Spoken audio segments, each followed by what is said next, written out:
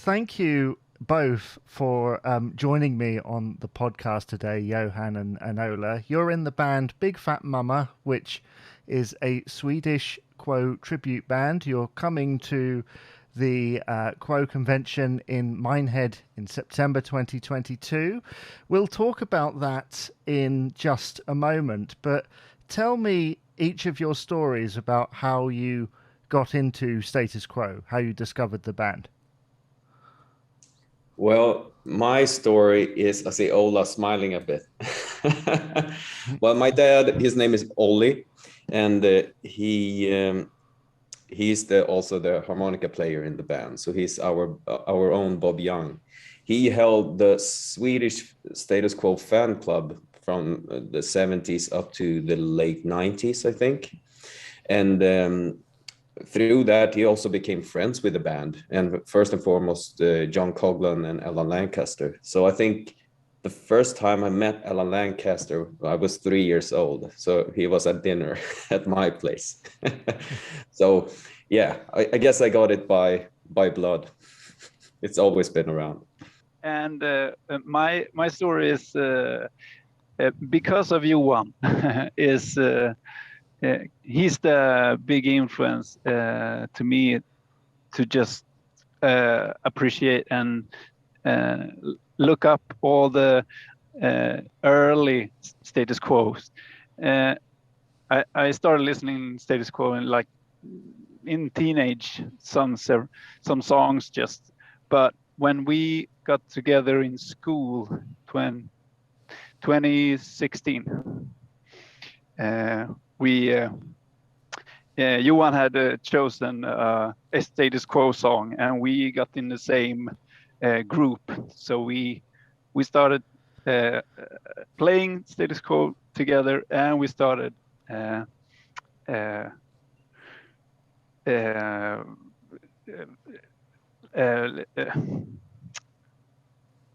Started the band quite directly after, some year after maybe. Yeah. Yeah. So he's the big influence. That's why. And I guess Johan's big influence is his dad, Ola. So that's it all comes down to Status Quo, because of that's why we're so good friends, me and Johan, also. Well, there's nothing quite like bonding over a love of Quo, and we've mentioned that you are playing at the convention in Minehead, but previously you played at the McVention in Glasgow. What was that like? Well, it was amazing. It was like all the people who want to hear us the most at one place, all gathered. Because I mean, what we do is it's kind of a small niche. Like we only play songs from between 71 and 76 of this specific band from back in time. So, but it seems like when we played in Glasgow, everyone there knew exactly what they could expect from us. Back home in Sweden, when we played a few gigs here and there, I mean, people often know of Status Quo, but there's only like a handful of diehard fans at every gig. So yeah, it was quite amazing. Yeah, I remember Oscar, the bass player. He forgot some lyrics in one verse, and he just look out and he can read the lips. And oh no, I remember. Yeah. all the people in front just singing along to every song, every album track there is that we play. Also, they sing along. So, and for me as a drummer, they know exactly when it's my turn to do the drum solo in Slow Train, and that was amazing. When you can see fans singing along in the second verse of Drifting Away, you know you got some hardcore fans to deal with. Right. That's nothing you get at your local pub here in Sweden. And what a feeling that must be. And to mention Drifting Away and Slow Train, a few years ago, you played the entirety of the Quo album, which was introduced in recording by Alan Lancaster. That must have been some feeling, especially as you met him when you were so young, and coming up, and to have a member of Quo kind of introduce his album, because Quo is kind of his album. That's the one where he sings on pretty much most of the tracks. How did that feel? Well, it was quite amazing. I think it started with like I had my birth me, and we spoke about like that we were going to do the Quo album, and he said also that it was his favorite album, and I think it's all of us in the band, that's our top Quo album. So I think it actually was my dad's idea that after I've spoken to Alan, my dad phoned in him and said like, yeah, I've got this idea, could you do a recording that we can open the gig with? That would be something. So we're all about playing the odd album tracks that the band themselves never played. So it's just a thing for all the nerds out there to have like a recording of Alan before the gig and play the odd songs. So yeah, it was quite an evening. Yeah, me and Johan do several tribute bands also. So this is a niche that we used in the other ones. We also like the AC/DC tribute. We did Power Rage all through the Power Rage album, and we thought we should do the same with the Quo. So it was a pretty great experience since that's my greatest favorite album, and the Quo also, and the Power Rage album. So it's a fun thing to do when you have a tribute band and people want to play and they have the ability and the guts to play it. It's not not hits every song, but it's great albums all through. Yeah. Also on the bill at Butlins is Sound of Status, a fellow Swedish tribute band. Do you know those guys? Have you had anything to do with them in the past? Have you heard their music? Yeah, I actually, if I remember it right, I think they came to see us the night we played the whole Quo album. They've seen us one time, I remember, and we met at several like Quo get-togethers. We've never seen those guys play, so it will be fun to see what songs they choose and everything. Yeah, they're really great guys. Have you chosen your set list yet? Because I know that a lot of the bands are currently having a chat with the organisers to kind of make sure that there's not too much crossover. Yeah, the set list is done. There will be like all of the songs that we our favorites, like Drifting Away and the live album version of 4,500 Times. But I think it's like the most fun to not spoil everything. Yeah, I hope you will enjoy it. We sure do. There will be 2 new songs, right, Johan? Yeah, that we never played before. Yeah. So it will be an evening to remember, really. Wow. I mean, having played, as you say, in several tribute bands, how do you go from kind of exchanging the styles? Because obviously you need different styles for different things. I mean, Ola, your drumming, I've seen people comment about how Coghlan-like it is. How long did it take you to get to that point? It's all about the muscles and feeling in the body.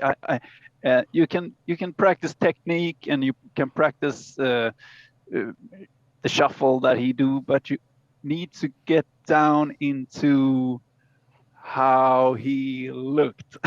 It sounds quite also not how he looked.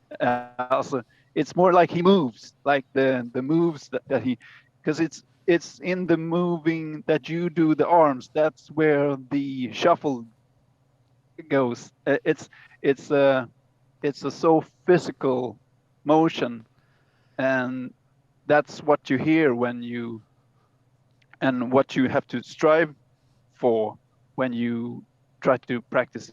And just like Phil Rudd in AC/DC, when I try to do him, you need to get down into his body and see the world as he would see it. Where Angus jumping, and but it's hard to really say exactly. But of course, I practice technique and try to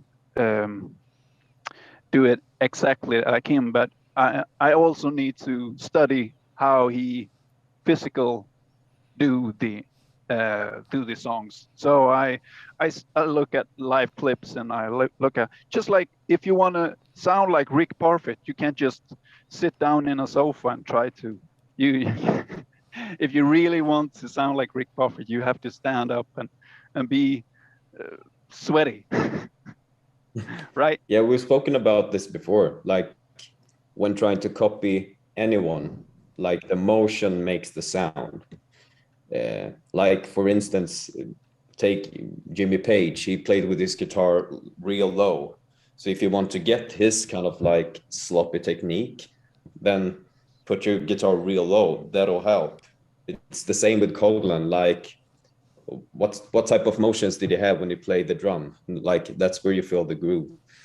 Take, I don't know, like Steve Ray Vaughan, when he did his shuffle, you could see that his right arm went like this, and that's also like a good example, because like in a circle, around. Yeah, how you shape the circle will affect how shuffle the groove will be. And it's the same with drums, it's the same with bass. Like try to copy the motion and you'll lock into the groove eventually. But it's just hours basically. Just get all the miles in your back, like of doing it over and over again. Well, I mean, putting in your own energy into it is part of being in a tribute, but you've managed to nail that sort of 71 to 76 sound. Was that difficult to achieve, Johan? Well, it's what I grew up with. Like that's the go-to thing for me. I've never really been into the Status Quo that was after the live album. That's just my favorite era. And when I started playing guitar, I copied all those solos, all those riffs. And I just have a thing for like 70s rock music. But it's the same with Ola, like copying the drumming, like trying to get that sound, like put the hours in, put the hard work in, and always like listen for more details, because you're never really done. You can always like get closer to something, even if you're practicing Status Quo or whatever. You can always put more hours in. You're never really done, and that's the beautiful thing. It's like the ears hear new things every time you listen to songs. When I start practicing now to go to Butlins, I hear new feels. I hear new things, and I hear things differently, since you evolve your ears and your and also try to look at new other live clips, the videos that there's not so many video clips, but try to see what it feels he do there, and there's also always a live feeling when they play it. It's not like the songs always sounds the same, so it's fun to look in what he does at that TV show, or what he did in Madrid on that tour, or what he do on the live Quo album also, so of course. Normally at this point in the podcast, I have put out a call on social media for questions. Unfortunately, of late, I haven't had many, but I've got a couple that I would like to put to you. The first one comes from Simon, and he wants to know whether you will be doing any warm-up gigs in the UK prior to the Butlins weekend, because he can't get to Minehead. I don't think so, actually. Me, myself, I am on tour in Sweden during that period. So I actually, for the gigs in Butlin, I actually have a stand-in for that tour. So there aren't that much time around Butlins. I will be on tour, and then I will just go straightly to Butlins, do that thing, and back home again. But we actually have a gig planned in Stockholm, Sweden, in the beginning of December. So that's not in the UK, but it's something. So we'll go on to the next question. Terry would like to know how you felt when you walked into the Hard Rock Cafe in Glasgow and received a massive round of applause the day after the, in his words, brilliant set you had played the night before at the McVention. That was a fun thing, but they were actually clapping and like giving a big celebration for Mia. Mia is my dad's wife, and I brought her on stage the night before to give her a round of applause, because she's really the one that got us there to Glasgow. And the moment we walked into the pub, everyone was like, Mia, Mia, Mia. And then after us, we got the shares as well. But yeah, it was a great time. We weren't expecting that, but it was really great. I just remember having a really great time and speaking to everyone about all the nerdy details that you can get into. It seems like when these type of Quo fans get together, it's just all love. There's really no negativity going on. Everyone's just there for the music, and yeah, it's a really great thing. I agree. It was a great feeling to be feeling like a rock star for some hours there in Glasgow on stage, and also the day after in the bar, or when we walked in the street, there was one man in a car. He stopped the car and put down his window and big fat mama, yeah, and just drove on. And so we were walking around there like, oh, people know us. Wow. You must be buzzing for the convention, because it's not like it won't be like last time, but I guess it's almost like having a second go at it, isn't it, in front of a very similar crowd? Yeah, and I think it's even more people this time, like even more nerds getting together. So I hope there's gonna be like a supernova of Quo nerdery going off. Yeah, I hope it's gonna be great. We're looking forward to it. Now we reach the part of the podcast which is fairly new. I think you're the third guests, well, the third and the fourth guests really, to take part in this. It's called Milestones. Basically what I do here is I give you the name of a Quo album that's celebrating an anniversary this year. You tell me what you think of it in a couple of sentences, and we just kind of go from there, really. So we'll start. What do you think of Piledriver, which of course is celebrating its 50th anniversary and is part of your repertoire, obviously, because that's between 71 and 76. Well, I'm thinking about Big Fat Mama is on that album, right? Yeah. When you say Piledriver, I see the cover, of course, and there is I have a really great feeling to put that special album on my vinyl record player, because it's a lot of what is it, cracks on the on the record, but you always have the feeling of the great songs that is on there. I love it. What do you say, Johan? I like Big Fat Mama, of course. I think that's my favorite song on there. That I like some of the mellow songs, like A Year. A really great one. Yeah, cool album.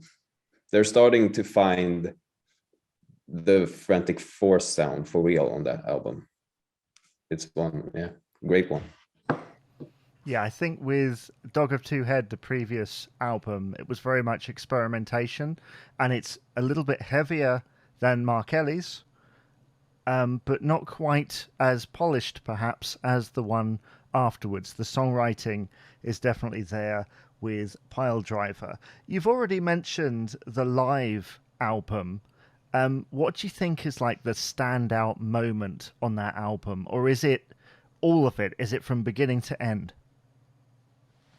Well, my favorite moment is the seconds before they start playing, when the guy introduces the band and you hear, I think you hear John Coglan playing, like he plays his cowbell and a cymbal, and then you hear Rick playing just a chord, ding, bink. That's my favorite moment, because it's like the seconds before it's like starting to explode completely. So yeah, I think that's my favorite. That's a great moment, actually. But the first thing I do remember is the seconds of the shuffle going into, or it's going into a shuffle in 4,500 times. And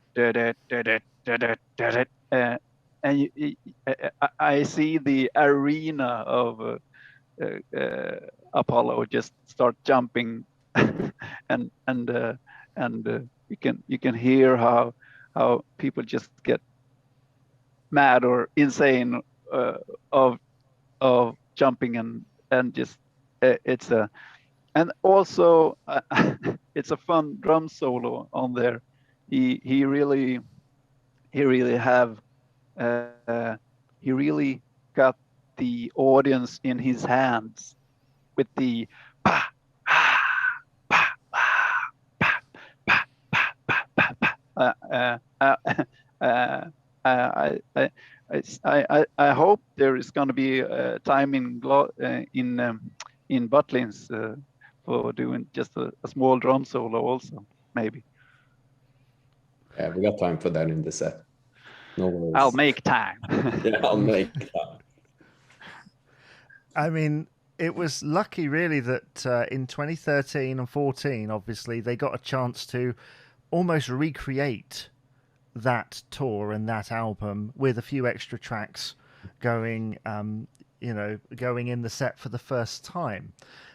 You two were at Hammersmith in 13 and 14, I'm led to believe. What was it like? Yeah, I was there with my dad and the Mia that I told you about before. And I think my sister was there the second year. Well, it was quite amazing, because when I grew up, my dad was always like, I hope you get to experience the real Frantic Four, like just one time before, like they all go. And then I remember when they announced that, like, they would get together and do a tour. So I think in 2013, we saw them 2 nights at Hammersmith. and the next time around we saw them 2 times again. So yeah, I've seen the Real Frantic for 4 times. Yeah, but it was real fun. It felt like also one of those moments when like the real fans and the nerds got together. Yeah, and I remember like all the fans going there, like they've come of age, like they were teenagers when they saw them the first time, and they were going there like limping. But when they got into arena, they just jumped for 2 hours straight, and then they just limped back home. It was quite beautiful. So how do you feel, Ola, and having missed that? Well, yeah, that was before my real Quo era in my life. Since I told you before, we met in 2016, and but I feel I guess the real energy is recorded on live takes, but I really wish that I would have been there. Of course. Now since Alan is there won't be another time. So yes, of course, that's a shame. So you are at the Butlins convention. How did that come about? Were you contacted? Did you contact somebody? How did that come to be? I think it was Yvonne who got in touch with us. But I think the thing that made her think about us is that she saw us in Glasgow at the McVention. So I think I got in touch with her some years ago, saying like we would like to play Butlins. So just like please consider us, but not any plans were made. But I really think that Glasgow was the thing that just made her think like, oh yeah, we got to get these guys. So it's really an honor to be booked and to also be the band that plays before Coughlin before he puts his drumsticks down. So it's quite an honor. Yeah. For me, it's a bucket list. I think in a way we started this band to play for the real nerds that really appreciate the album tracks and not just play in Stockholm. So that was first we got to Glasgow. That was great. And now we have the opportunity to go to Butlins, and that feels amazing. And I'm really looking forward to that. It's like when we started this band, yeah, like it's always been a thing. We got to do it for fun, and we're not gonna overplay it. We're gonna do it 2 or 3 times a year or something, and like do a proper evening at a nice location and do our best to like bring all the fans there. So playing Butlins is like the optimal gig for this project. It's really the biggest get together for Quo fans. So it's the gig that we should play in a way. If we're only about to do this a couple of times per year, then Butlins is the place to be. So I'm glad we're gonna get there. Well, I look forward to seeing you, and I'm sure many others who either saw you at Glasgow, have seen your videos on YouTube, which are excellent, or even just heard about any of these things, will be very much looking forward to seeing you. Thank you so much for taking the time to be on the podcast today, both of you. Thank you. Thank you for having you. us.